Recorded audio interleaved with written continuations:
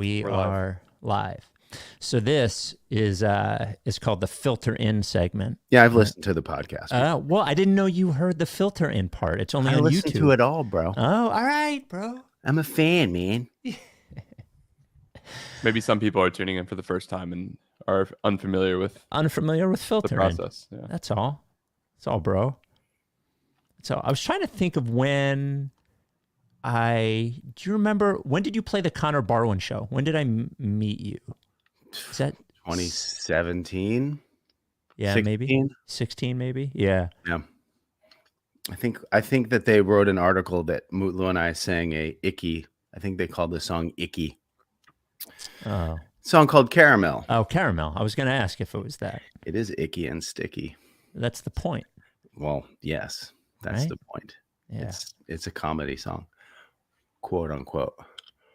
What was I telling him about that I thought would fit in the Caramel universe? Oh, we did a Carl Landry Record Club about one-hit wonders, and he had never heard Amos Fuck It. Do you know that song? Yeah. He had never heard it before, and it's a great tune, and I thought it could live in the Caramel world. It's not sexy like Caramel, but... What year was that? Amos was 06? Yeah. 06. Yeah, what the fuck was I listening to recently that I was like, oh, I got high? Oh, yeah, Because I Got High by Afro Man. Yeah. Man, that thing was everywhere. Like you couldn't escape that tune. It was fantastic. Yeah. Great song. The Amen, and then we'll get going. I was telling him the Amen song, Fuck It. CJ, you should look it up if you've never heard. It's very, very good tune. It was a hit here. When Val and I were getting married, we very briefly, I said, hey, if I could get him to show up and sing it, could it be our wedding song and not tell anyone? And I had her on the edge. Fuck It? Yes. Wow. Bold choice. Our first dance. I thought it would be amazing. But we didn't do it. End of the road, maybe? Oh, that within your second. Well, if we could get them there again, if we could get Boys to Men there, for sure, absolutely. All right, you ready to rock?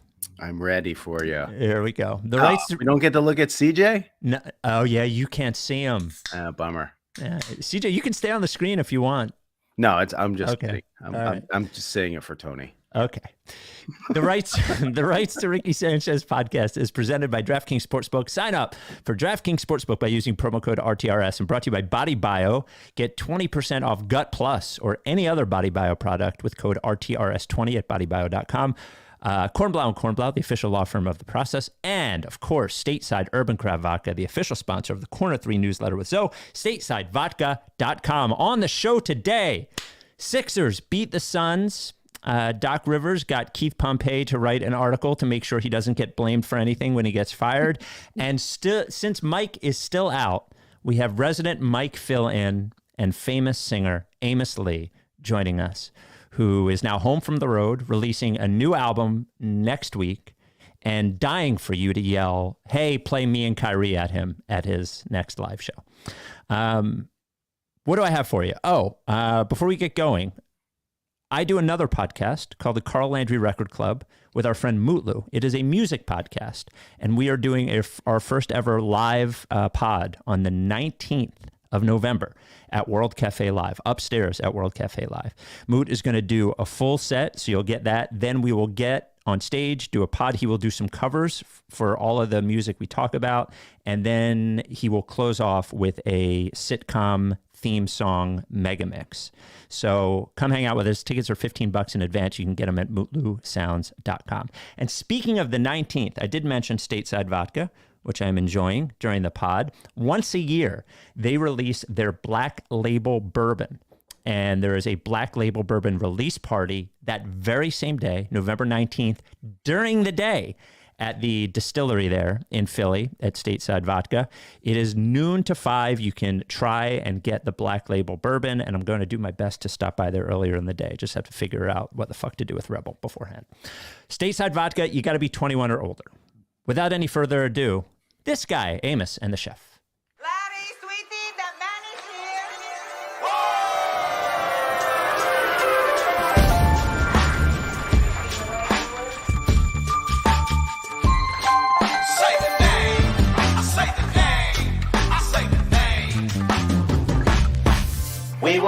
y'all. We were right. Even when it went wrong, we were right. We was right, y'all. We were right. So say the name. Say the name. We were right, y'all. We were right. Even when it went wrong, we were right. We were right, y'all. We were right. So say the name. Say the name. Say the name. Say the name. I say the name. I say the name. Say the name. Life's tricky Sanchez forever. Welcome to the Rights to Ricky Sanchez podcast. I'm Spike Eskin, along with a guy that just sang our intro song. He makes his return to the Ricky, our very own Amos Lee. I belong to this podcast. You do. I mentioned at a certain point, you have filled in for Mike more than any other person. You are the most gone to Ricky guest co-host there is in the universe. That's fantastic. I'm honored. And I'm a fan. I ask you, first of all, we'll get into all your stuff, given you do have a new record, which is cool, which is a tribute / cover record, which is coming out next week. We'll talk about that later. But as we speak of music, it is your voice that you produce, you did with Jaron Olewski, your music director, our intro song. As you hear yourself singing, "We Were Right" over and over and over again. Oh no, every day I'm walking, when I listen to the pod, I'm like, fucking goddamn it. Because I remember you guys were kind of like, you were litigating the righteousness of the lyric at one point. And I know that Mike was trying to get the song to get changed. And you were sort of fighting for it, which I appreciate. But of course we weren't right. Of course we weren't. How many more times do we have to be told how wrong we actually were?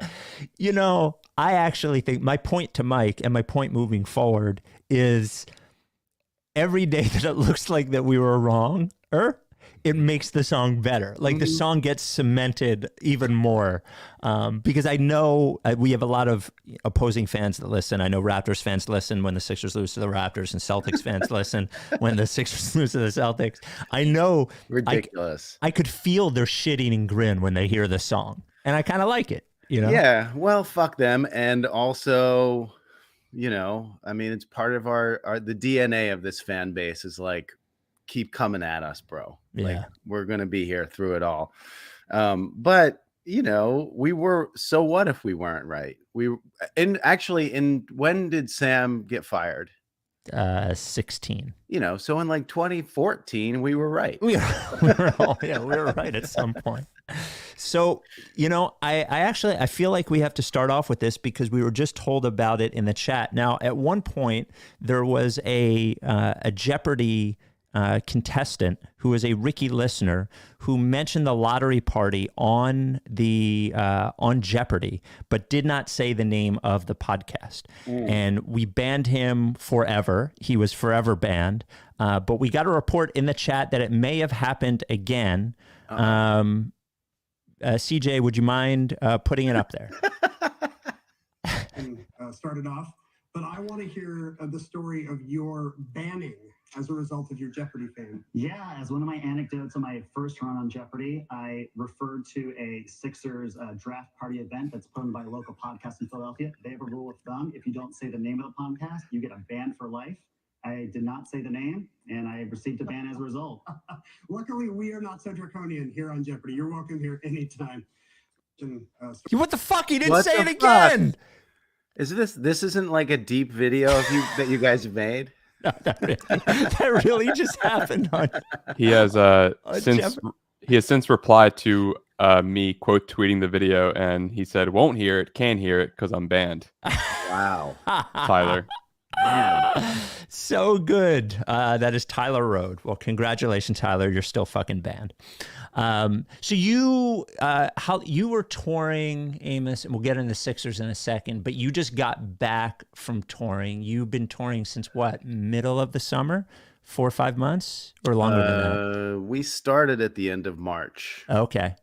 So we went pretty hard this year. And it's a crazy, like every artist in the world who hadn't toured the 2 previous years is touring at once, which I'm sure creates a lot of chaotic stuff. And then COVID floating around and doing what it does as well. Like, what was it? Were you happy with the run? Like, I saw the Red Rock show. The Red Rock show was amazing. Oh, yeah, nice to see you and Mustard at the show. That was cool. Yeah, Colonel Mustard, my brother. Yeah, I mean, dude, it was fucking awesome. It was amazing. Like, truly, a lot of the nights we were on tour, and I think I've listened to the Mount Joy podcast too. He sounds like a really nice, good dude. Matt is a good dude. Yeah, I'm happy for them. Because it can be a shit show out there. But I'm just at a point in my career and also like in my life where I'm just super grateful for just about everything. I mean, every day is a struggle, obviously, but I get on stage and I'm like, holy shit, there are people here. Like, I don't give a shit. Maybe there's 70% of the house, but it's still amazing. And the band, I mean, it was the best experience I've had really touring in a long time. It was great. I thought the band like stood out in a way, and maybe it was also because I got to see the what's it called, the Red Rock show, where you were probably a little more jammy than you would have been. I imagine. I don't know, maybe, but I thought the like the band showed off in a really cool way. Like I thought it was a really fun performance, and it seemed like you guys were vibing. Yeah, I mean, I've done a lot of solo stuff in my career, and I like it. But when first of all, I love all of those people. Yeah. I really do. Like, I legitimately love those people, and I think they're just great to be around. Like, every day, it's a slog, dude. You know what it's like to go to work every day. I mean, that's what we're doing too, but we're going on a bus and in different venues and lots of different experiences. And honestly, I commend those guys on such a deep level because they're so consistent. Like, there's never any bullshit. Every day is just like good. I mean, I'm sure they talk shit about me behind my back, which is totally fine and normal. But when we're on the stage and when we're playing, they're the most professional, inspiring people to be around. And it just elevates me every night. I honestly am like, you're playing my songs every night. Right. Do you not hate me yet? How do you not hate me yet? Well, this is amazing. I mean, you're in effect like it's probably like a weird dynamic, right? Because you are, for all intents and purposes, the boss. It's yours, right? And I like that you said intents and purposes. Rather than intensive? It's intensive purposes. It's so not intensive. Anyway, sorry. For all intents and purposes, you are the boss. But during the show, you have to be together, a unit. Right. And that's probably not an entirely easy dynamic to have to, on one level, be their superior. I know it's a weird way to say it, but on one level, be the person who's deciding whether they're there or not, or whether it sounds right or not. But then when you're performing, really be together in that way. Like, I imagine that's sort of a challenge, both for them and for you. I sort of view it in the same lens as sports in some ways. Like, there are different forms of whatever you want to call leadership or whatever word you want to use. Like, there's the Michael Jordan version, which is like, I'm going to be a total prick to everybody, but I'm going to crush. Mm-hmm. And there are musicians who do that. And, like, I've heard about people who do that, whatever. I like your shirt, by the way. My Glen River shirt. Yeah, it's good. We'll get. I need one of those. We'll get Prez Carter selling them. Yeah. But then there's the other version, which is, and I'm not comparing myself to Steph Curry, but there is another version of that, which is like the dude who just goes and plays. And it's more of like a unit, and you step up when you need to, and you chill when you need to, and all that shit. And I really appreciate like the just the connection that those guys offer to me every night. Every night, they're always present, and they're always playing like really with their hearts. And that's all that I can ask for. And that's all I really want. But that is also why when you see a show at Red Rocks, like I want those guys to shine. I want them all to get their glow because they deserve it. They're all seriously, everybody in my band is an incredible artist in their own right. Every single one. We will get back to the music portion, but there was there's a part of your history that I think relates directly to what's going on with the Sixers right now, in that you were a head basketball coach. Oh, dude, I would not call myself that at all. I was It's true, so though, isn't it? unqualified and terrible. No, I wouldn't even give myself that title. I met a guy at a Live Ricky show that says he was coached by you. Yeah, it did happen. Okay. South Jersey. Yeah. It was awful, dude. I was so like not really like Coach Mike, I'm sure is much better than I was. I was really bad, and I don't really know basketball, honestly. Like I just don't. Like Well, I know what I see. I'm like, oh, that guy can make shots. He's good. That guy can't. He sucks. Or like he looks fat and slow. He doesn't. That's good. But I don't really know the strategy of it, dude. I mean, I played basketball a lot, but it never really made sense to me. It really didn't. It didn't, which is why obviously I wanted to coach. I want to get into, we will in a second. There's an article written about Doc Rivers that I think is one of like the all-timers, and I just want to read you some of the lines from it that we can enjoy. I think because articles like this come along once a generation or so, and I would love to dive into it. Before we do, Body Bio is a supporter of the pod, a partner of ours. Body Bio. What is Body Bio? Body Bio is a supplement company. They're there in South Jersey, family owned, family operated, but they have a new product that I believe is, and they believe is, which is more important than me, is really the only gut supplement that you need. It is a probiotic or a postbiotic and a prebiotic. It is not a probiotic. It's called Gut Plus.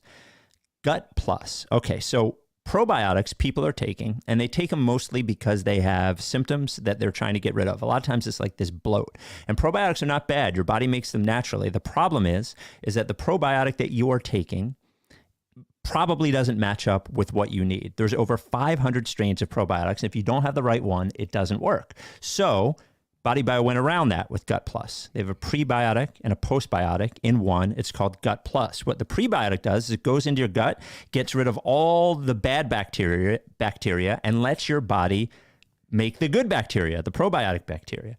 And then the postbiotic comes in and it gets rid of all of the symptoms you may have. That bloat that I was talking about, it'll get rid of it. Gut Plus, I'm telling you, it is the only gut supplement you need. Mike has mentioned he's taking it, has made a major difference for him. Use code RTRS20 at bodybio.com and get 20% off Gut Plus or anything else. Again, that is RTRS20 at bodybio.com. Try Gut Plus. So this Doc Rivers article, Amos, if I may read some of it to you, was written by one Keith Pompey of the Philadelphia Inquirer. The first line, Doc Rivers has perhaps the NBA's toughest coaching job. Already comedy. It's good. The toughest coaching job. So Keith is like, God bless him, works hard, is known for like, sometimes when you read what he's writing, you can sort of tell that maybe it came from somebody else directly. I wonder where this one came from. He continues. He's leading a 76er squad that has high expectations despite the fact that Joel Embiid and James Harden, their all-star tandem, don't fit. Nor does the team have a true point guard or towering backup center on the roster. In addition, some of the team's ballyhooed offseason acquisitions don't live up to the hype. Ballyhooed? Ballyhooed. Much Fantastic. ballyhooed. Yeah. Love that. Good job, Keith. Joel Embiid and James Harden don't fit together. Who the fuck uses the word ballyhooed? He says, yet Rivers is destined to become the fall guy if the Sixers can't overcome their shortcomings. Listen to sports talk radio, view social media, or even bump into a neighbor, and folks are saying it's time for Rivers to go. But the Sixers' struggles aren't solely Rivers' fault. This is a tough team to coach because of the styles of Embiid and Harden don't mix. Now, look, I could see for sure someone saying, hey, look, Harden does like a style that is really like on his own. It's this isolation thing. Embiid does this post-up thing. They both play slow. Not one time this entire offseason from Keith or anybody else did anybody mention that they weren't a perfect fit together and that they had the best offensive rating in pick and roll of any two players in all of the NBA last year. The fact that, honestly, to me, I think the article is comedy, but the fact that Doc Rivers is already covering his ass on the way out, I think is like a statement about Doc, but more so like a statement about what Doc thinks about the team. And that's the bummer to me, is that like he is willing. And I've said over and over, I don't think he's a good coach or anything, but I don't think he is the problem or the main problem. But when a guy is willing to publicly obliterate the players on his team to like in advance cover his own ass, it seems like it might be time. Am I crazy? I'm still stuck on the ballyhooed thing. That article just feels like when I was in high school and it would be like 3 a.m. and I couldn't finish a paper and I was just like, hey mom, can you finish this shit for me? Like that's what Pompey does with Doc. He's just like, just write it, dude, and tell me what you want. How about this quote? The team misses the luxury of having solid backup centers like Andre Drummond and Dwight Howard at its disposal. Dude, this is hilarious shit, honestly. It's really funny. Rivers, in his 24th season, also ranks 4th on the list of all-time NBA postseason coaching victories, behind Phil Jackson, Pat Riley, and Greg Popovich. In conjunction with the NBA's 75th anniversary, Rivers was named one of the 15 greatest coaches in NBA history before last season's All-Star break. But he's dealing with new pressure and perhaps unrealistic expectations when it comes to the Sixers. I mean, why would anyone expect anything from the Sixers? I know. We know that it's fucked. We know that it's fucked. I came on this fucking podcast when they made the Al Horford whatever the fuck signing. Wow, you've been around a while. And we were like, yeah, dude, that's cool. Q in the chat suggests that Keith go through 6 steps to rejoin the media like Kyrie has to go through. Keith is not the problem here. No. Keith is not the problem here. Keith is cool as shit. He doesn't give a fuck. He's just like, whatever, dude. Let me know what you need. I'm going to hook you up. Right. Let's get lunch. Buy me a sandwich. So you've been around this entire ride, generally this entire ride. Can you tell me from like, I had Giglio and Fritz on last weekend, and I was asking them, and I ask you the same question. As somebody who is not deep in it, like we're deep in it all the time, right? Who doesn't talk about it for 3 hours a week, at least not publicly. Or privately. And just wanted to be assure us of that. Do you feel, is this one of these things where this whole thing is like done and we just have not acknowledged it yet? Or is it not? Like, I think sometimes it's easier to see as a casual person. You're above casual, but not like a lunatic. I'm pretty casual. I only like the Sixers because of the podcast. I would have nothing to fucking do with this team if it wasn't for you guys. So does it feel like it could be it though? Oh, like, dude, this is it. It's done, dude. Yeah. But this is why they're going to win now. Because it's over. Well, if you asked me in even September, like, what's up with the Phillies, I would have been like, they're terrible. Like, that's fair. I can't even watch them. They're awful. Like, they don't give a shit. And then all of a sudden it's like, oh shit, magic. Cool. The Sixers could do that, I guess, but I don't know, dude. There's too many like sloggy ass. But Embiid is like one of the greatest players I've ever watched and can do whatever he wants whenever he wants. I just don't know. I just don't know if he's gonna like be able to grind through as much as like Harper grinded through that whole shit and was crushing the whole time. If Embiid can do that, the Sixers can do whatever he wants them to do. Jack made a good point on the pod this weekend. He said that, or it was Joe, I think, said that Bryce Harper had passed Embiid in Philadelphia. And I didn't think that that was something that could happen, but I think with this playoff run, it certainly did. And Embiid, like, to me, Embiid should be the best player in Philadelphia on any team. Like, that should be an undoubtable thing. But I think what happened recently sort of puts that in question. If this ended tomorrow, and if Embiid walked away and Harden is whatever, like if everything walked away, if this era ended, what would you like remember from it? What would you take from it? Is there like a lesson or a feeling or a moment or anything, or is it just a team that didn't succeed? I thought it was pretty fun. I think it's been pretty fun overall.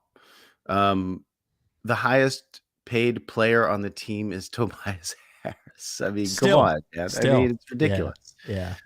There's been a lot of stupid shit and a lot of just sad shit, to be honest. Like the Markel stuff was just straight up sad. The Ben stuff has just veered into straight up sad. Yeah. I wouldn't say the rest of it is sad because these dudes get paid a lot of money to kind of do whatever they want, to be honest, and that's cool. But I don't know. For me as a fan, and I'm not just being like sucking Ricky's dick right now, but like the Ricky is awesome, and it's made this whole terrible experience much better because of the context and because of the personalities. Like you and Mike and CJ do a great job. Like CJ you don't even know if he does a great job. Well, that's true. I'm just including him because you guys do. He's very handsome and he sits in the background and chills. But I will say this. The more that CJ's been doing the podcast, like the level of production has definitely jumped up like significantly. And the more kvetching you do has jumped up significantly when he's not around, which makes me know like, oh shit, like this dude's doing his thing. Yeah, well, that is the worst. Is waiting for the thing to upload, waiting for the video to upload. We're old. DJ's not here. We're old. We don't know what we're doing, dude. Zero idea what we're doing. No idea whatsoever. Oh man, I had one more. Oh, you mentioned the Phillies. I know you as obviously you're a Philly sports fan, but I think I know you as a baseball guy and a basketball guy primarily. Football guy, Eagles guy, yes, of course. I mean, we went to the Super Bowl together. We went to the Super Bowl together. We did. Well, we sat in different places, but we went to the Super Bowl together. Yeah. You were on tour when the Phillies run happened until the very end. How much of that, because you're playing shows and stuff, how much of that did you see, and how much did you enjoy it? I guess being on the road, it was such an enormous surprise for everyone. It was the same for us. Like we were playing a show in Tennessee.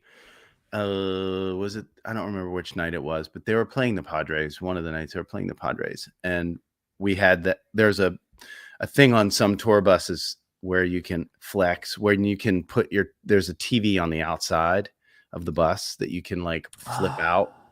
So we were watching the game, like right after the show we watched, and we were freaking out, dude. It was, a huge, like beautiful, like, holy shit. It was house money, like house money is the best money. Yeah. Because you're just having fun. And I kind of knew they weren't going to beat Houston, but I went to game 5 with Zach in my band and had an absolute blast. Like they lost and who gives a shit? Like it was so much fun. It'd been a long time since I had been to anything in a sporting event that was that intense. Well, baseball, Moving to the New York area has sort of reignited my baseball love, just because baseball is, especially because of how the football teams have been here the last 5 years, not this year, obviously, but previously. But New York is a baseball town.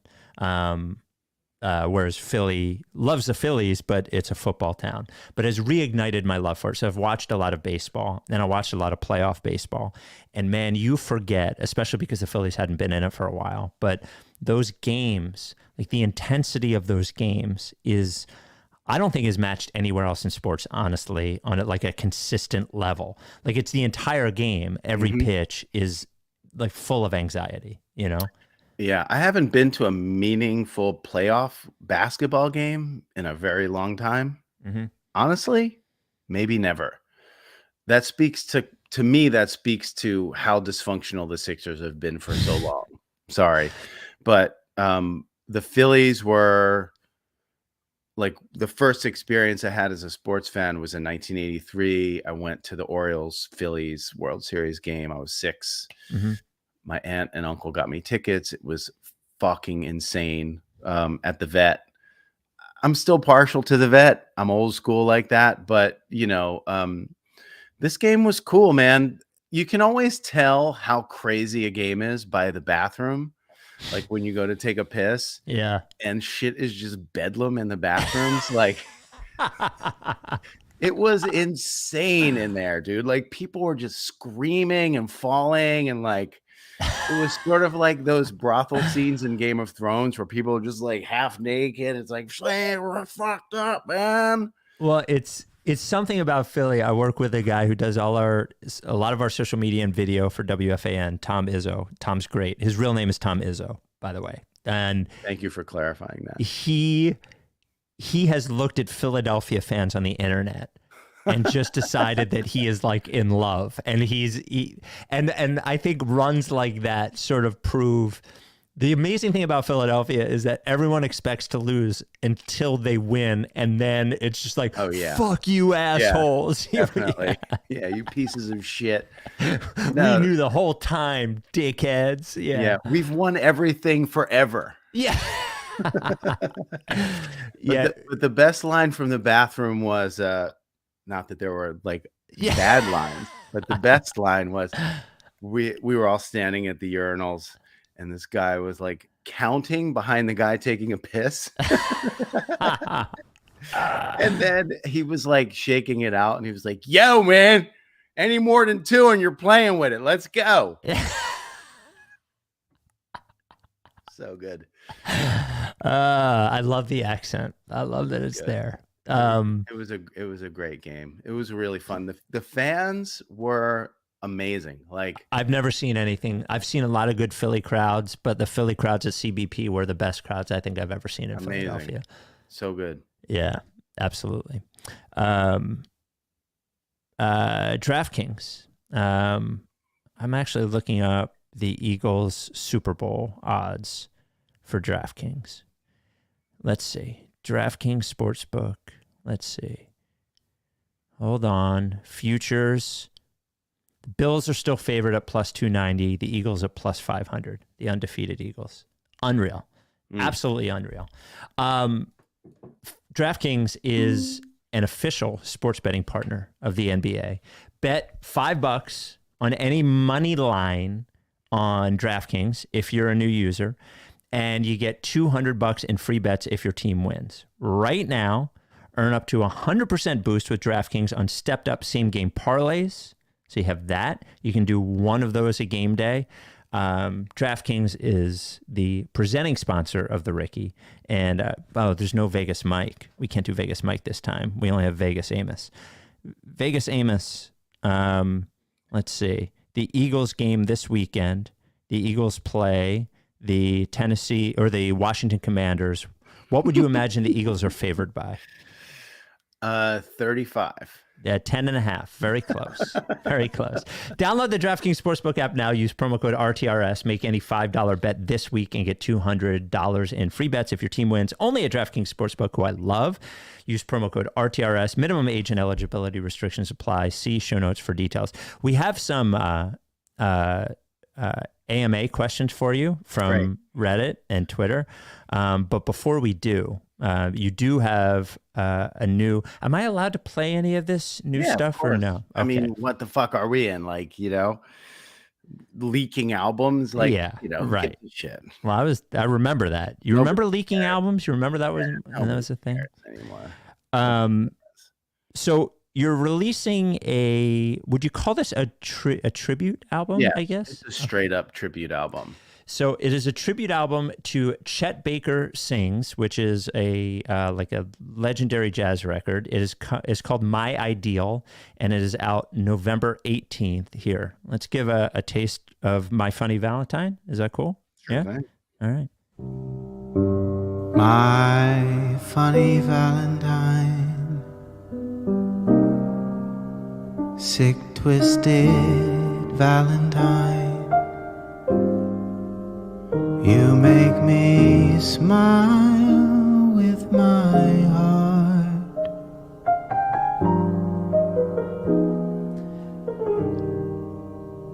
Your looks are laughable. So it was funny when you said you were doing this, I knew Chet Baker's name, but that was it. Can you explain who Chet Baker is and why you decided to do a record, which is basically his entire record? Came out in 56. Am I correct? 1956, Chet Baker Sings? 56 or 57. I can't remember which one. Might have been 57. So who is Chet Baker, and why would you decide to do an entire Chet Baker record?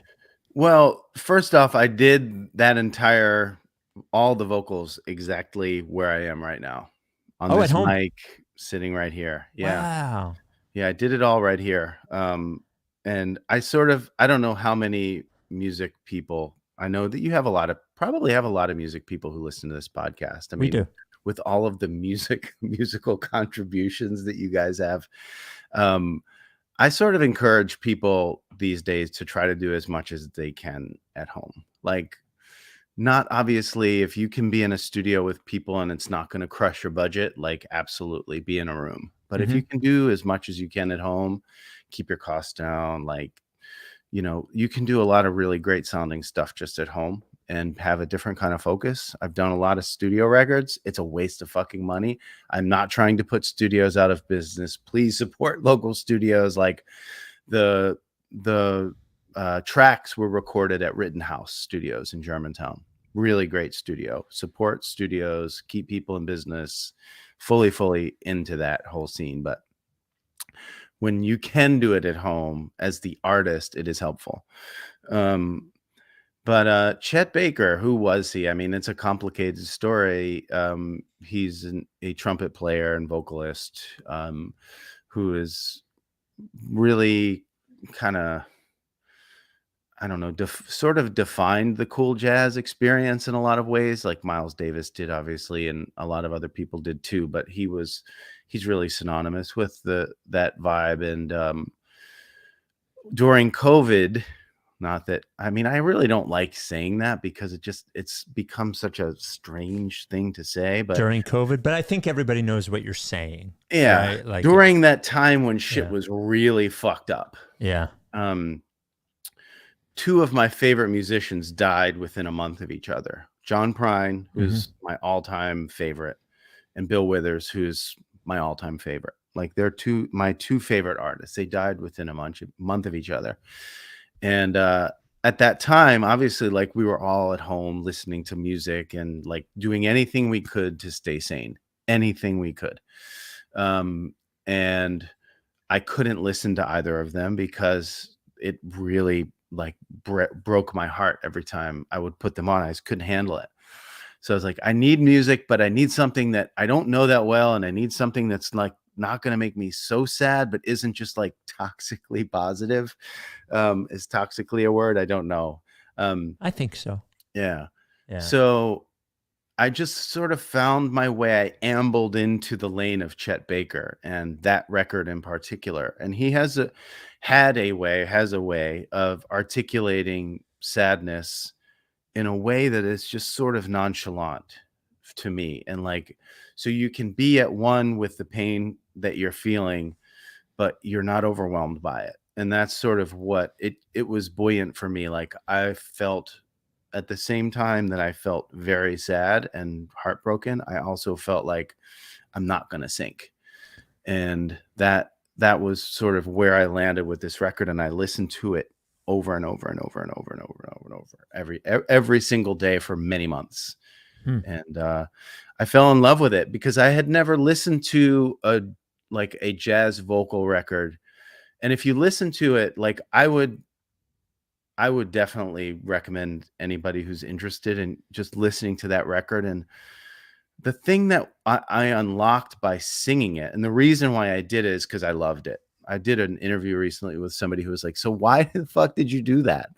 And my answer was because I loved it. Like I just wanted to do it, you know, like I wanted to experience those songs and those arrangements. And I had really talented people to work with. And it unlocked just how incredible it was. I don't know if I know you play. Are you still playing guitar? God, I talked to Moot about it. I haven't played in months, and you got to get back, man. I know it's one of the things that is really since I moved, like work has gotten more intense and all of those things, but it's not an excuse, right? And it bothers me. I miss playing because it was an incredible release. I'm not good at it, but like when you get good enough to be able to do it, it becomes an incredible release, and I miss it quite a bit, Yeah, you were working hard at it for a while there. I was. Yeah. It was you need something other. I'll never forget, there's a guy I met. I don't know if I ever told this story. And then we'll get back to the record because I have a question for you about something that you said. And it comes out the 18th, November 18th. But that song that I played is out now, right? Is on Spotify now. I think My Funny Valentine, but everything else comes out the 18th. That's right. You don't know. The thing about guitar, there was a salesperson when I was like, I don't know, 24 or something like that. There was a salesperson that worked at KYW News Radio that was in the same building that we were at WYSP when I worked there. This guy named Chip. I had never met him before. And he asked if he could take me to lunch. He was like, what do you do? And I told him, he's like, you want to go to lunch? And I go, yeah. We went to the Ben Franklin Museum because he was like, no. He goes, yo, man.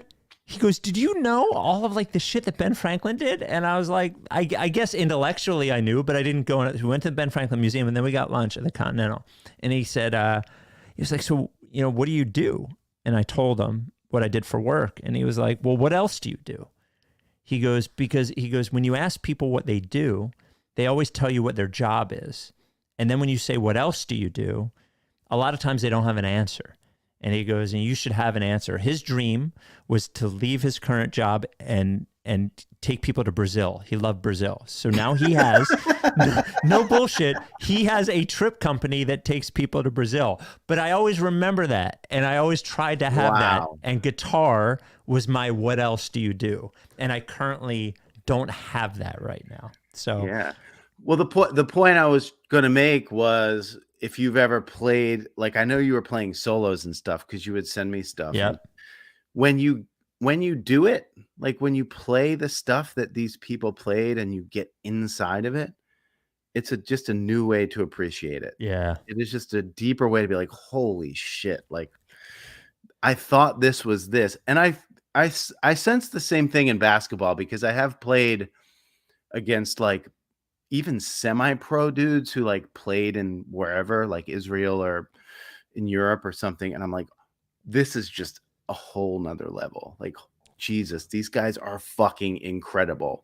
So we kvetch and be like, oh, these guys suck. But they're like, it's just so many levels above.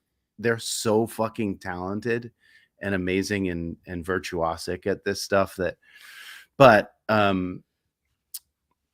it was a really fun thing to experience, to do this record. Yeah. So you saying you did it at home. I want to play the opening track, Is That Old Feeling? And then I have a question for you about it. Sure. Not this song in particular.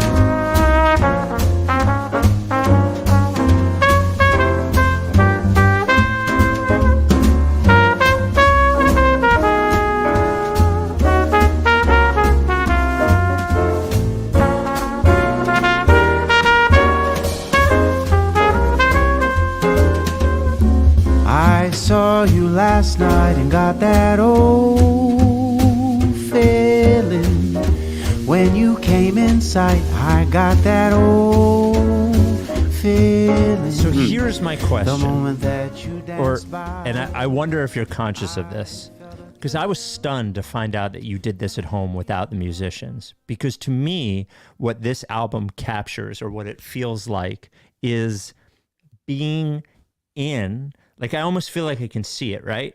I feel like I can see a jazz club. I can see what it looks like in there. I can see the cigarettes, like I can see the smoke. I can see and it truly feels like the album feels like you are there. And it just like my thought was, when I was listening to it, is that this sounds like it was recorded live. Now, I think maybe that's a product of the music, right? Because they did record it live. Oh, okay. And They right, okay. so they freaked out. So they recorded. We did 16 tunes.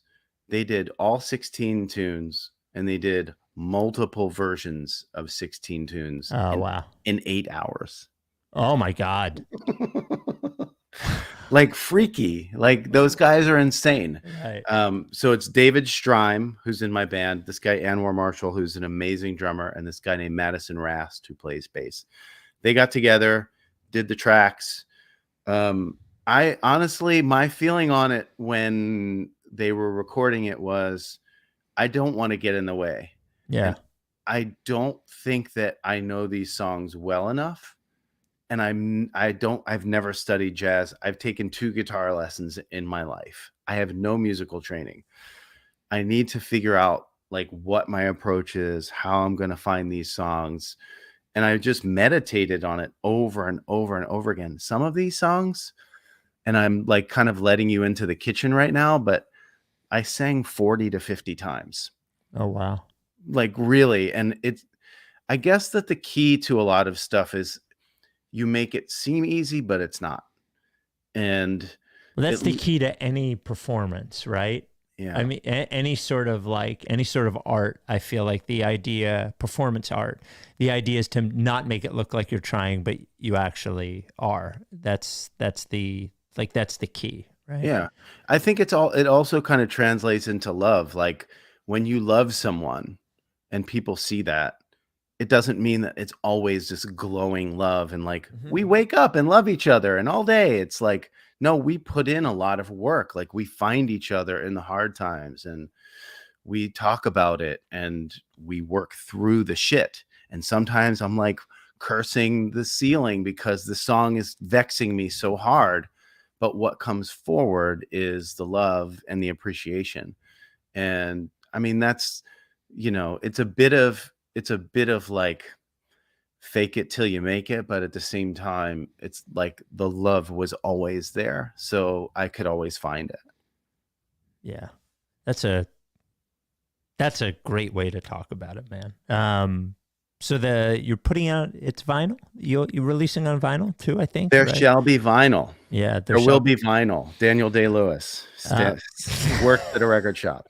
Go to Amos's website, and it'll be on streaming platforms on the 18th. It's a really cool record, man. I was not, as I said, as I've told Mutlu on the Carl before, like I'm not a jazz guy, but when I'm forced is the wrong word. When I'm drawn into listening to it and want to appreciate it for one reason or another, I find cool things that I really like. And what I really loved about this was the place it puts you in. And the cool thing about the vocals in this with the music is there's something about jazz where like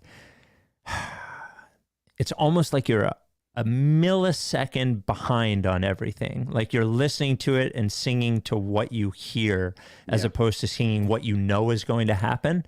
So it's not right on. And it has like this cool fucking vibe to it. And it's a really neat record, man. Well, when you listen to Chet, I mean, his whole thing was just about like, is he even there? Like, right. It's really, and I know that I'm sure that the people who are like hardcore basketball fans are like, what the fuck are you guys doing? Yeah. But whatever. It's all right. We've been doing this for 10 years. Yeah. There's been a lot of non-basketball in here, so they'll live. And also Jaden Springer has great potential. But you know, Chet's whole thing was, I mean, obviously, number one, he was very high, which made all of that stuff seem like a cloud. Right. And so it's really the challenge of singing like him, and I wasn't trying to sing like him. I was trying to sing with him and like through the spirit of his singing and these songs, but just pay respect to it, but not reinvent it. It's a weird kind of thing where, like, you know, you're recreating a painting and you're not trying to do it exactly like them, but you can't really help it. But Right. But his style of singing, it's like if you listen to this record and you listen to the original Chet Sings record, there's lots of very small, nuanced, beautiful things that he does and the band does that like I could never do. But I found those and it changed me as a singer. Like I definitely approach singing differently now that I've done that project, because I found sort of like new ways to like express parts of my voice that I didn't know how to express before. Like, I saw you last night and got that old feeling. He just has this way of like, because he's a trumpet player. Right. So he's used to going,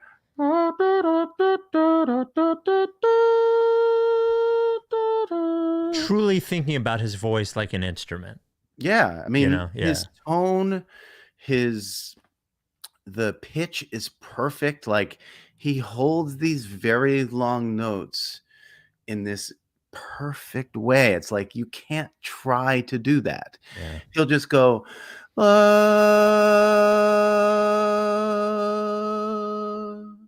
you're like, what the fuck are you doing, dude? But I know his whole story isn't all sunny. There's a lot of dark stuff. There's a lot of hard stuff. I mean, he was a very complicated and you know, did some crazy shit.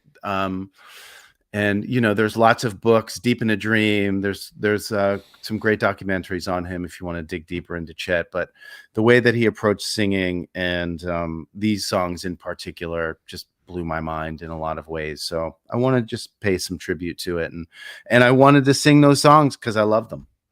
Well, it's a cool record, man. It comes out the 18th.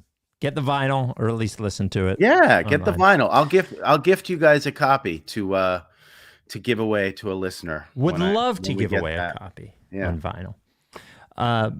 Can you answer some AMA questions? Would love to. I'm going to go to the Reddit and Twitter, and on Reddit, I'll just pick the ones that are upvoted the most. By the way, did you pay $8 yet or what? Well, I was already, for Twitter, was already had Twitter Blue for my account and for the Ricky account, because it allows you to do two things. It allows you to edit tweets, and it allows you to post longer videos. And you get different analytics. So we already had it. So we're still good. Edit for now. function. Yeah. Did you pay the $8 yet? Well, you're barely. I don't even look at it. I don't know. I'm sure Perry will. Shout out to Perry Greenfield in the house. Fuck the Miami Heat. Fuck the Heat. There we go. Yeah, you're not online in that way. Not really. I don't give a shit. Yeah, it's terrible for my career. but good for you as a person. I guess. Dude, no, it who is. cares, it is. man. I just don't give a fuck. I'm just like, whatever. You know what it is? I think it was, I don't remember if he said this in an article or not. At some point he said it. Ethan Strauss, who is a writer, a Substack writer, a basketball writer. I know who he is. House of Strauss. House of Strauss. Used to cover the Warriors. And he says something about online that I thought was bad feedback online, why it's not healthy, that I thought was like apt. He was like, because what people say is, well, it's only 1 or 2 out of the 100 people who respond to you who are shitty. But most of them are good. You should think about the good people. And he's like, well, and I'm saying what he said. I'm not saying it exactly, but the thought is the same. He said something to the effect of, well, if you're making a cake and somebody put a teaspoon of shit in the Yeah, cake, true. it would ruin the cake, right? Fair. And that's fair. sort of like what it does. So I think it's Yeah. it's healthy for you. Yeah, it also just like it doesn't feed me in a way I want to be fed. Like I, as a person who likes to write and ruminate and meditate, it would just take too much of my mental energy to do it, and I think it would transform a lot of things that I don't want to touch. Yep. So, but not shitting on anybody who does it. If you have the capacity to do it, like great. I think there's a lot of room for like this podcast and people out there to crush and make a lot of good in the world through it. So yeah, I feel like we've made good in the world, but I feel like it's affected me in a negative way as a person. Oh, I mean, how could it not? But that's the problem. That's the problem. And it's and the whole thing with this new era of Twitter is like paying for verification. Okay, like I would probably be more apt to be online if there was less of a bot contingent. But I don't think that these sites can exist without the bots. I think they drive up engagement. I think they kind of stoke all of the fires that need to be stoked. Most people are just going to be like, "Oh, I'm verified now. I'm still not going to do anything." You know what's funny is the weirdest shit to me is like, I understand, maybe I'm just making an excuse for myself, but I'm a public figure. I use it to drive engagement for this. It's part of what I enjoy doing it when it's going well, but that's what I use it for. I'll see like regular person, like, and I don't say this dismissively. I say not a person who has a normal job, not a public facing job. And they have like 386 followers and they have like 10 or 15 tweets. A lot. Which is a lot. To me, I'd be like, holy shit, 386 people are following me? But like, right, point being, or let's say it's 1,800, even more, right? And they tweet 10 or 15 times a day, and they get like moderate, like to low engagement. And I think to myself, man, there's something wrong here. What the fuck? Like, I do think that getting it off your chest in some way is like helpful, but the problem is you're getting it off your chest while everyone is there. Like it's there forever. So yeah, I think that the difference in some of it, like the direction that it's going, is like how much of this is about engaging with other people, how much of it is performative. Right. Like I remember MySpace was the last time I was really like online. I was into it. Who was in your top 8? Do you remember who your top 8 was? It's all like my homies, Oh, it's okay, like all right. Freddie and Mootlu and all of those guys. I think I only had a top 6. I don't even know if I had enough friends, but it was it was an interesting thing to do, but I don't know, dude. It's all like it's all so way past me at this point. I'm like, what am I gonna start doing? Tweeting now? Like Yeah. my ideas. You can skip it. Yeah, you've gotten this far with Here's skipping a thought. Well, all right. One last thing before, because I want to ask you AMA questions, but I've already had you for an hour, so I want to. These tend to go long. Right. My question is, I guess, before we get to AMA, you as a musician with a platform, you are a conscientious person with a lot of like thoughts. Like like I've talked to you a lot. You think a lot. You don't specifically, I would say it's not that you don't use your platform for good. I would find that like most people who think as much as you do and have as many thoughts as you do would find it impossible to not use social media to say those things. Huh. You know what I mean? Like, I've never even thought about it, honestly. Because because normal people are like, I need to get this out. Like, I feel this way. It's important to me.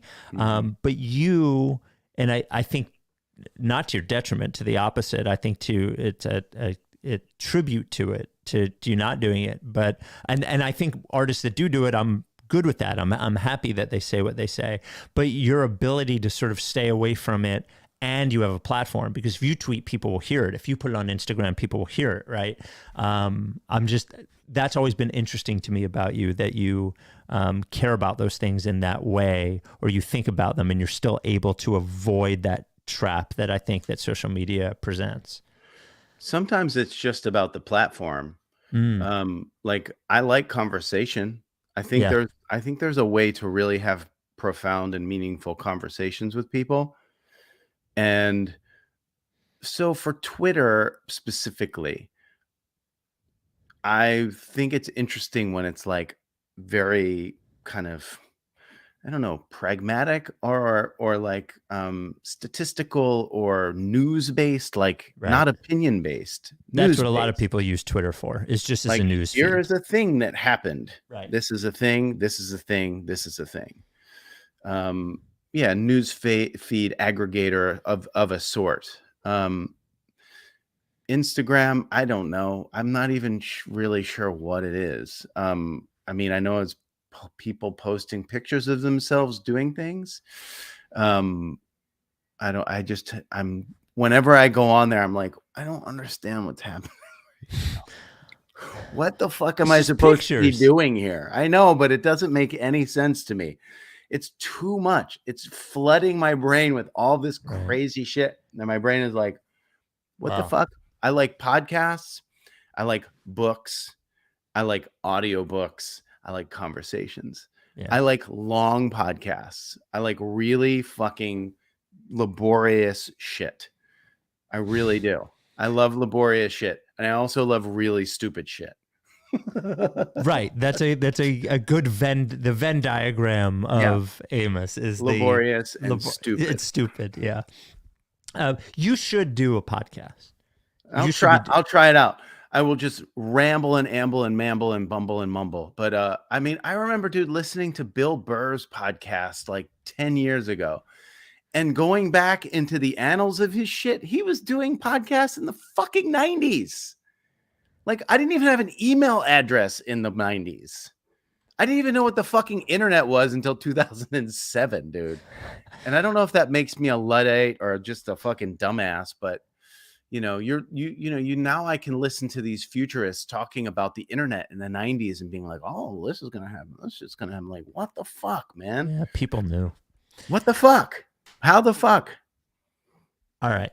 Reddit AMA. I'm going to ask you some questions here. This is the top rated one. Now, this is obviously the top rated one. Is this like, what does that mean? They thumb them up or whatever? In Reddit, you can either upvote it or downvote it. Oh God, this is going to be terrifying. No, this one's fine.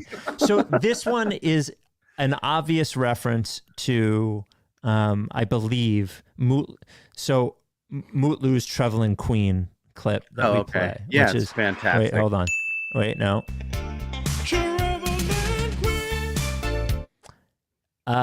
Asks you, will you write a song to inspire Daryl to fire Doc Rivers? No, I will not. Okay. Also, like, I have to say, I love that you guys have Daryl on the podcast. It's really mind blowing to have a GM who's like just hanging out or whatever he is. Is he the GM? He's the president of basketball operations. The GM? I don't understand this situation. Yeah. Okay, great. Whatever he is, it's fantastic. Like, he comes on, he's super nice, super smart. It's a pretty fucking awesome thing that you guys have him on here. The vocal fry is a little weird to me, but like, he is really a super sweet and nice man. He's got a little millennial vocal fry to him. It's like, bro, dude, I don't know, man. Like, we just signed Dwight Howard, man. Like, dude, like, chill. He does have some of that. The next one is also related to that.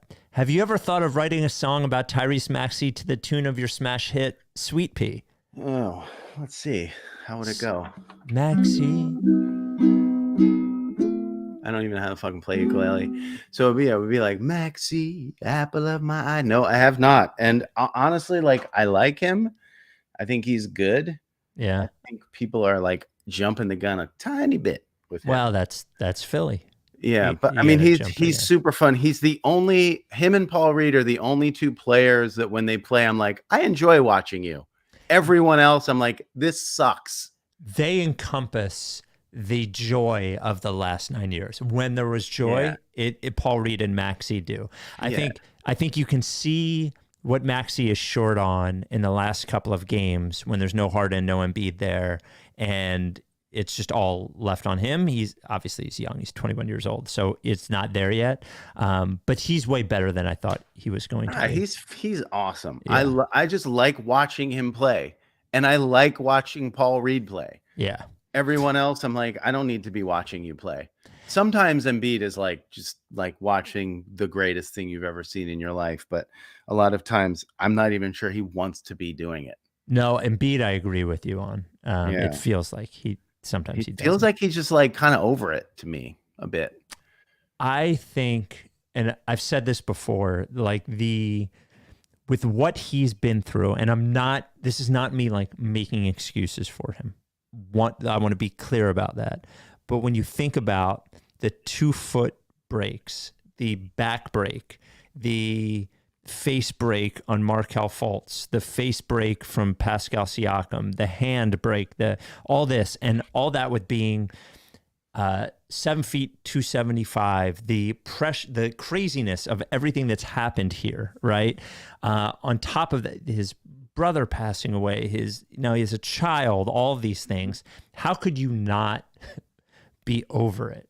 Also, I broke his hand at the Super Bowl, which he's never recovered from. Yeah. So he already had a hand injury.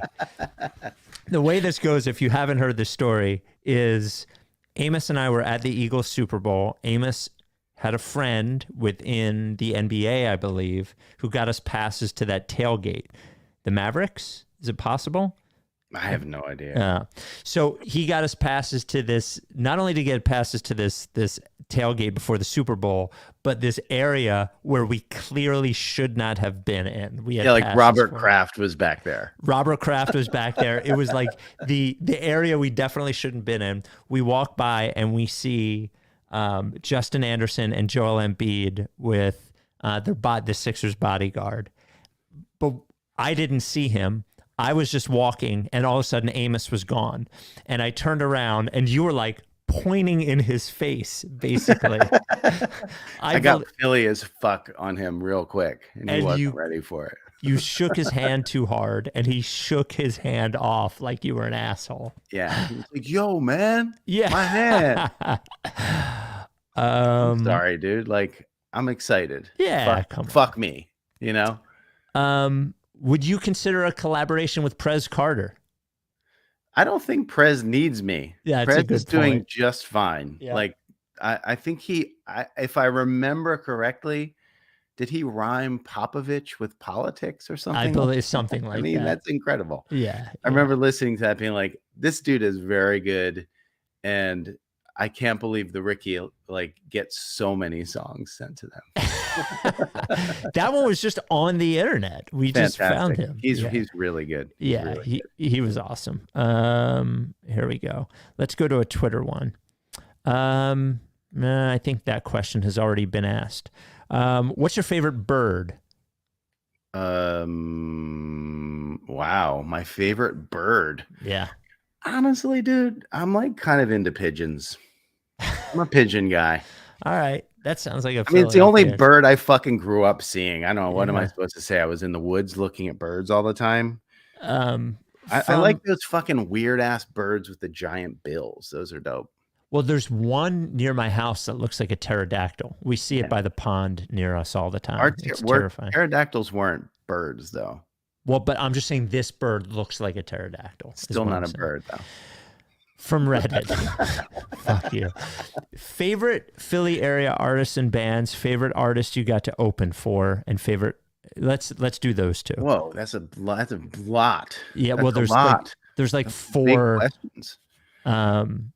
There's like four different questions. I'll just do the top two. Well, first of all, Philly is fucking bumping with music the last decade. It's really been crazy. Yeah. It's always been really good, but the last decade it's gone from like we're maybe like the best music town in the country. Sorry, everybody else, fuck off, but I think we might be. I don't know. Like, I love all of my friends. I love Moot and all of the folks I came up with. I mean, I support all of the folks, man. Mountjoy but are they is Mountjoy a Philly band? They are. They're a Philly band. They're right? Philly enough. Yep. Not here anymore. Don't live in Philly anymore. But yes, Philly enough. I don't know, dude. Like, I honestly just support and love everyone who comes out of Philly. Like, really, anybody, like any fucking artist. Miriam Hill, who you have on the Carl, so happy for them. Like, anybody who comes out of Philly, I'm just like support. Favorite artist you get to open for? I mean, Dylan, probably. Somebody asked on Twitter about Dylan. Did you have a conversation with him at any point? Yeah, I had a few conversations with him. I mean, we didn't hang out for hours, but we had a few conversations. Very nice to me, very kind, like super generous. Was on 2 long tours with him.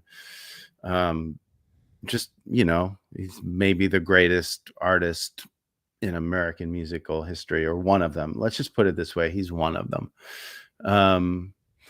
Some of the others, I mean, I've opened up for a lot of people, I mean, Nora Jones was incredible to me. That was the biggest break that I ever had in my career. Yeah.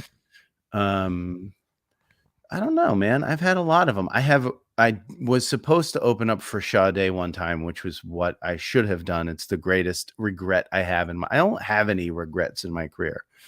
I really don't. Like, maybe I don't have, like, maybe my catalog isn't the most congruent, but I don't have any regrets. Like, all the artistic choices I've made were just artistic choices, and some of them really worked and some of them didn't.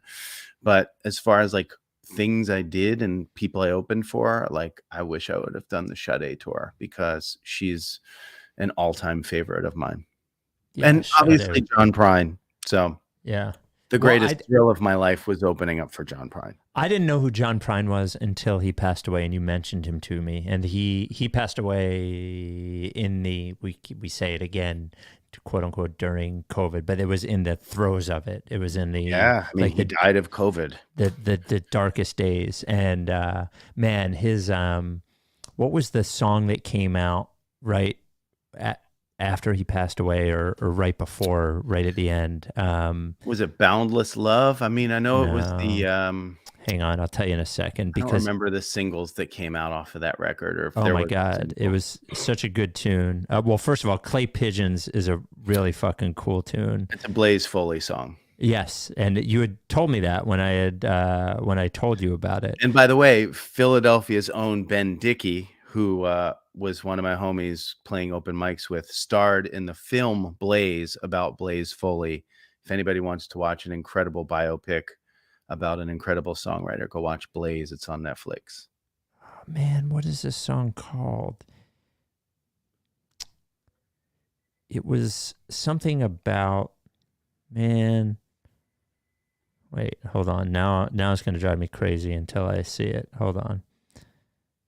No. Yeah, maybe it's on the Tree of Forgiveness. Yes, it is called. Oh, you're talking about. This is not good podcasting right now. Yeah, why does everybody care? Who cares? You said Boundless Love, but it's not. It was not Boundless Love. Boundless Love so much. No, I know the song you're talking about. But you're gonna have to come up with titles. I don't know those. Okay. All right. Next song. Which Sixer would make the best elementary school teacher, and why? The most ridiculous question I've ever been asked. By the way, have you seen Abbott Elementary? Everybody tells me to watch it. I've never seen it. Everyone tells me to watch it as well, and I've never seen it as well. Okay. I hardly watch any shows.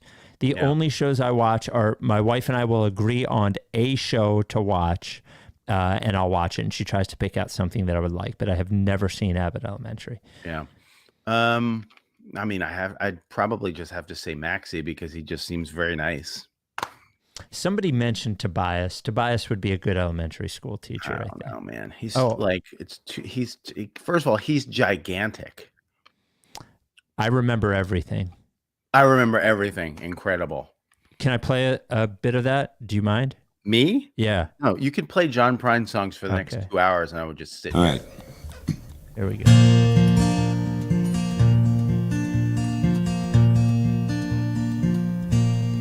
I've been down this road before. I remember every tree, every single blade of grass holds a special place for me. And I remember every town and every hotel room and every song I ever sang on a guitar out of tune. I remember everything, things I can't forget. The way you turned and smiled on me on the night that we first met.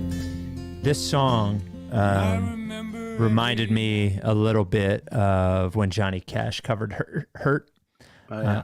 You know, at that point in his life, and you just feel every word that he's singing in that song, that you feel it. It's a great tune. You know? He's the greatest. And I'm gonna grab this poster. I'll show you because I keep it right next to me. So I did this show where I opened up for John in New Orleans, which is where I just got back from. Really cool poster. What a cool poster. Amazing poster. Shout out to my friend Hollis who got that for me. But I opened up for him that night. And the coolest thing about John was at the end of the show, like every artist has like an after show meal or something on their rider. His after show meal was sausage pizza and a giant bowl of Neapolitan ice cream. And I was opening up the show, and like I was probably getting kind of crunk during his set because I opened the show. And like some nights I'd open up a few shows for him. Some nights he would bring me up and do this song called Paradise, and sometimes he wouldn't. But I was backstage and I was like, I'm fucking hungry. I just had like a bunch of beers. I'm eating a piece of that goddamn pizza. And I ate a piece of it, and he called me up, and we're just sitting there like before this song. I was like, he let me play his guitar, and I'm like just tuning up or whatever. And he comes up to me and he's like, "You smell like my pizza." And I was like, motherfucker. And after the show, my friends were like, dude, what did he say to you? And I was like, he said I smelled like his pizza. Because I did. Because you did smell like his. He was the greatest. Like, that's exactly kind of who he was. Like, always entirely observant, very wry, but always kind. Like, it was the deep kind of part of him that was kind. That was an amazing inspiration. I was listening to like, maybe it was a live record. I don't remember what it was, but like an early record. He was definitely like funny too. He's very funny, but he uses it like very sparingly. Yeah. And he also uses like, he's got a very like conversational thing about him, but he also had this, like, he can turn on a dime and get very like there's a line in his song like called Naked Like the Eyes of a Clown. And he just turns on a dime and gets very abstract and then goes right back into this, like, I'm just your buddy singing songs, but I also know what the fuck I'm doing. Right. And he's the greatest, a real loss, but an incredible gift to the planet that we have his songs. Some more AMA questions for Mike. Can we expect a follow-up release to the song Me and Kyrie? No, at this point I think that's pretty done. I mean, we all knew that he was going to go off the rails in a worse way, but you know, fuck, man. It's a real bummer. Yeah, you could imagine that song aging in a weird way, but somehow Kyrie like turned it up to 11. Yeah. Tony's like, dude, what the fuck, man? I'm just trying to cuddle. Still one of the greatest moments in the history of the pod. Tony T singing via Kyrie. Would you rather fight a basketball-sized B-ball Paul or a B-ball Paul? Wait, would you rather fight a Tyrese Maxey-sized B-ball Paul or a B-ball Paul-sized Tyrese Maxey? God, I don't know how. See, the thing about fighting people is You want to fight the smaller one. No, but you never know who is gonna fuck you up. Right. Like sometimes this is the thing you learn in Philly. If you fuck with the wrong person, you are in trouble. Yeah. And it's quick. And that's why like people come to visit and they're like, everybody's so nice. I'm like, yes, they are. Don't fuck with anybody. Yeah. Like if you fuck with anybody, you're probably gonna get into a fight. I'm just letting you know right now. It may not happen, but chances are. From Zach, are we still right? Oh God, Zach, we are right. We are right in our own way for each other. But obviously, like this whole thing went so fucking wrong. Yeah. Went so wrong. And we knew the fucking problem, dude. You know, those bozos who came in, by the way, shout out to Howard Eskin. Exciting. Do you know, we found out on the last pod, I don't know if you're up to it yet, that I don't know if you saw this, but when my parents had a dog that passed away, rest in peace, Jack, Ben Simmons tweeted at my father. I've heard that, yeah. Like, And- yeah, that was very nice of him. Jack and Joe told me that Howard no longer criticizes Ben Simmons publicly. Well, good. That's enough. Dude, if somebody It is like a lot. It's you a know, lot. it's As a also dog like guy. what like as a thing to wrap your head around is like he follows your dad on Twitter? I don't even think he follows him. What was he doing? He's very online. He's a millennial. He's a Zoomer, maybe even. Yeah, but dude, like what is he looking at? Yeah. How does he get to Howard Eskin's Twitter page? That's how you know he sees everything. God, that's sad. See, this, for the people out there in the world, if you're looking at a reason to not be online, there it is. That is the fucking case study. Get the fuck offline and just do your shit. Do something that you really fucking believe in and are passionate about, and put your fucking heart into it and live and die on the court or live and die on the stage and do what you're going to do. But like, you can't fill that space up with that bullshit. What is your favorite small Philly venue to play in? You can say all time. Oh, the Tin Angel was the greatest. The Fire was also huge for me. The Point was great for me. Yeah. North by Northwest back in the day was really great. What is North by Northwest? That was a place in Germantown. We would play every Tuesday night. I mean, when I first started, we would literally. I should get every time I say the word literally, I want somebody to just come and punch me in the face. We would play anywhere that they would let us play. Monday nights it would be the Fire. Tuesday nights it would be North by Northwest. Wednesday nights it would be at North Third in the corner of the bar. It would seriously just be anywhere. We would play anywhere. So the Fire was on Girard, in between basically Northern Liberties and Fishtown, right? Isn't that where the Fire was? Fourth and Girard. It's next to the Firehouse on Girard. And then what's the first one you mentioned was in Old City? The Tin Angel, yeah. Tin Angel was second Old and City. Chestnut. Well, Chestnut between second and third. But I worked there. I bartended there. It was the greatest, dude. Like, there are great venues now in town, but I'm partial to that time, and those spaces were really special. Ortlieb's back in the day was like incredible, like a great jazz spot. I mean, I'm old heading myself right now, but it's just the truth. Those places were the shit. I know a lot of people like Johnny Brenda's, and shout out to Johnny Brenda's for staying alive and staying open. Shout out to Union Transfer, to all the Live Nation folks. Like, I just have nothing but like admiration for the independent venues and just for everyone in the music industry for like pushing through the last couple of years and getting to a place where we're out and playing again, and the venues are still there. Rest in peace, Boot and Saddle, but they're going to be coming back. I'll make this the last one. It feels apropos. From Tighten Up 9370. Can you do an entire concert in the Tony T voice and have Vallone's Deli world famous soft pretzel water be the only beverage served at the show? You know, possibly. Yes. I would say that is very possible. It would be all covers. It would probably be done in the form of karaoke. But yeah, I think we could do a private Ricky show of Tony T doing the karaoke with Tommy from down the shore, and donate the proceeds to the dogs and the good boys and girls of the world. All right. Actually, two more, both from Twitter, because I did mostly Reddit. This one, Amos, I've been 2 of your concerts. The one this year at Red Rocks and one in Orlando. Both times I've screamed "Go Birds" at the top of my lungs. Yeah, I heard you. Okay. And he wants to know if you enjoy it or if it annoys you. No, I love it. It's great. Okay.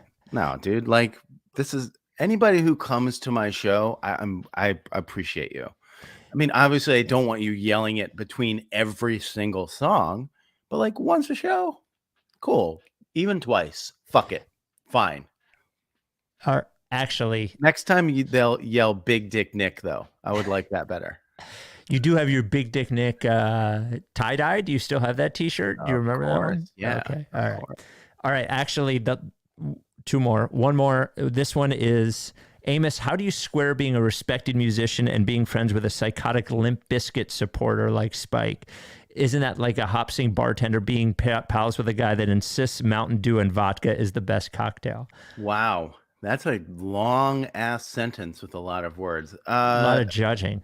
I mean, Spike is a music lover and he likes my music, so I square it that way. That's a good way to square it. And finally, which song do you prefer? 10-9-8 76ers or Fly Eagles Fly? Fly Eagles Fly. Ah, thank God. Oh yeah. I mean, it's not even a question for me. Like, I hate 10-9-8 76ers. I don't even really like Fly Eagles Fly. Yeah. It's just sort of hilarious because it's so weird. Like all these like amped up, super aggro folks who are pretty lit up and like ready to just fucking destroy things go into this weird marching song. Fly, Eagles, fly. It's like going back in a 1950s commercial. How do you feel about the Birds? You got to be. I honestly, I think I cashed out with the Big Dick Nick Super Bowl. Like really? I'm good. I don't even care anymore, dude. I'm cashed out. I'm just like Paul Newman in what was the follow-up to The Hustler? Fuck. He's like the old guy who's playing with Tom Cruise. I forget. The Color of Money. The Color of Money. That's right. I'm like Paul Newman in The Color of Money. I'm like, I don't give a fuck, dude. Like, whatever. I don't give a shit anymore. I went to watch the Super Bowl and Nick Foles beat Tom Brady. Yeah. I don't fucking need anything else. I'm a simple man. If the Eagles win, great. Kelsey's the shit. I will always root for Jason Kelsey. I will always root for BG. I love those dudes. I'm happy for Jalen Hurts. I feel like he's like a super like powerful cat and I'm into him, but I don't give a shit, honestly. Like fucking go undefeated. I don't care. I'm happy. Like they could be 3-5 and I'd be fine. I'd just be like, whatever. The birds to me are like a thing I just enjoy generally, even when they're bad. The Sixers I don't like unless they're tanking. I only want to see the Sixers tank. I'm done. I don't even care if they win the championship. I'll be happier if they tank again. Well, it was Tony T that suggested they just need to do the process 1 or 2 or 3 more times. Just a couple more times, you know, it would be worth it.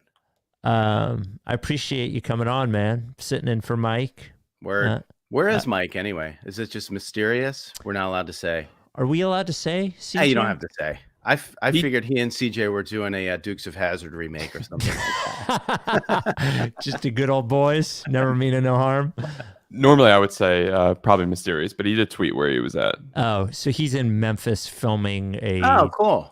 Doing are we allowed to say he's in Memphis? Okay, cool. For work. For work. Probably, yeah. Okay. I mean, I know what he works on, so cool. Memphis is a great town. If Mike, I doubt you're listening to this, but if you are, definitely go to the Stax Museum. Definitely go to the Sun Museum. Like go to Graceland for fucking sure. And if you want a cup of coffee, Come Back Coffee is a great spot. You are a coffee guy. I'm a coffee guy. And you are you're formally. We are taking a trip to San Antonio and Austin to see Brett Brown. I know, it's fucking awesome. I love you should that. Come along. I was thinking about that earlier. I was like, I wonder if they're gonna like just get like. You should just do a bunch of like mushrooms on the bus. We're not gonna do that. My Ideal comes out next week, next Friday, the 18th. AmosLee.com. And I appreciate you, man. Oh, fucking thank God. All right. I got to do it. I love that you put the mic up to his mouth. Yo, what's up, asshole? Tony T. Is this coming off right? Yeah, no, it's better. Yeah. Who's the fucking hot guy? CJ, you mean? Yeah. CJ, you can pop up, man. I can see you. What's up, man? Yo, come closer. I got to get my water. I'm a little nervous. Yo, Tony, what have you been up to, man? Partying, man. Yeah? Partying. Going down Wildwood off season. That's my shit. Wildwood even in the fall? Off season, dude. Oh, off season. You don't listen to fucking nobody. Well, wait a minute. Season. Off season. What is off season for you? I don't understand. October till March. Maury's, Mariners, just hang out down there. Local bars, cook, clean, you know. So off season for baseball. Jerk off. You ever watch YouTube? Yeah, I have. You ever jerk off looking at YouTube? No. Not one time. CJ, off the screen, knows he has a full-time job. Jumps off the screen immediately. Tony T, I don't know if you heard, the last time you were on the pod, you were talking about meeting Kyrie Irving and you sang a song with him. I guess you guys were going to write a children's book. It hasn't, it's gone sort of sideways for him recently. Yeah, I have a statement about that. Hold on. Okay. I regret to inform you that my relationship with Kyrie is terminated. Oh. His views on lots of things in the world are bad, and I don't like him no more. That's it. And the movie ain't gonna get made. Oh man. Well, I'm psyched to see you. What did you you must have been thrilled about the Phillies run. You're a big baseball fan, if I remember correctly. I don't really watch baseball no more because Chase Utley was the only reason I watched it. Oh yeah, I remember He one looks of those. like he's like 75 years old now too. What happened to him? He's all gray. He got rich and was like, "Fucking, I'm going all the way Monopoly man." Yeah, I remember listening to a Hoagie Hour podcast that you did with Tommy from down the shore. You guys talking about Chase Utley never made public listening. That Tommy likes him too. Yeah. Yeah. You guys are big fans. I think you would say. Yeah. Oh yeah. Where'd CJ go?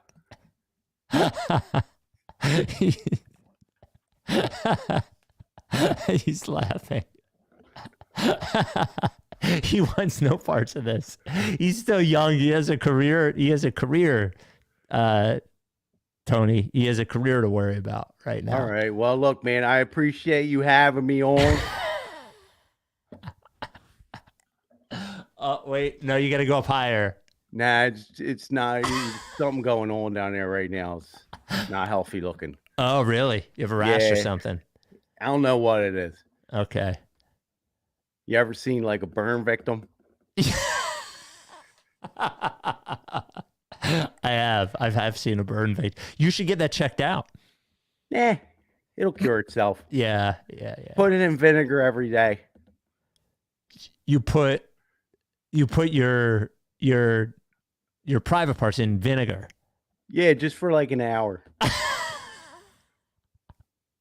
So to be clear, just to reset where we are here, your private parts look like a burn victim, and you Freddy Krueger. And instead of going to the doctor or getting medication, you put it in vinegar for an hour every day. Yeah, I read it on the internet. Dr. Oz told me that, man. Oh man. Oh boy. So nothing for you until March then. Just the Mariner's Pier, bro. Yeah. Sitting on an empty roller coaster of love. Yeah. Have you been in any relationships recently? Yeah, few. Yeah. You know, here and there. Yeah. Mostly online. Online relationships. Yeah, Are you on you any know. of those apps? Are you on like Bumble? Tumblr. Dating app? Tumblr? Yeah, right. That's what it is, right? Tumblr. I didn't know Tumblr was still around, and I don't think it's a dating app. I think it's a blog site. Oh, hold on. Let me check my phone. Yeah. Bumble? Yeah, no, it's hold on. Yeah, Tumblr. It's fans only. I don't know all of them. I'm on all of them, dude. I Yeah. don't get in relationships, bro. I just like do shit, you know? How do you make money? How do you like pay the bills? Personal question, bro. Oh.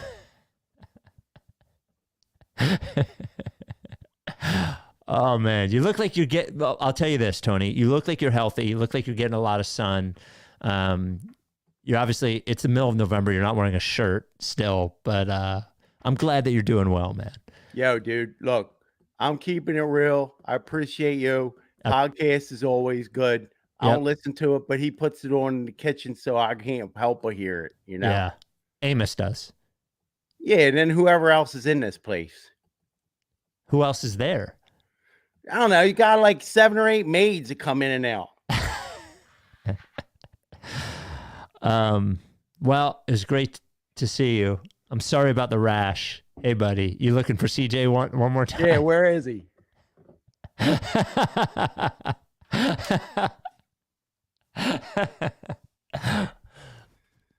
Pause my screen for a second. Okay. Take his screen off. There we go. Yeah, I gotta be careful. Yeah, you do. Yeah. With what I'm affiliated with and such. I think he's back. There he is. Sorry, CJ. I don't.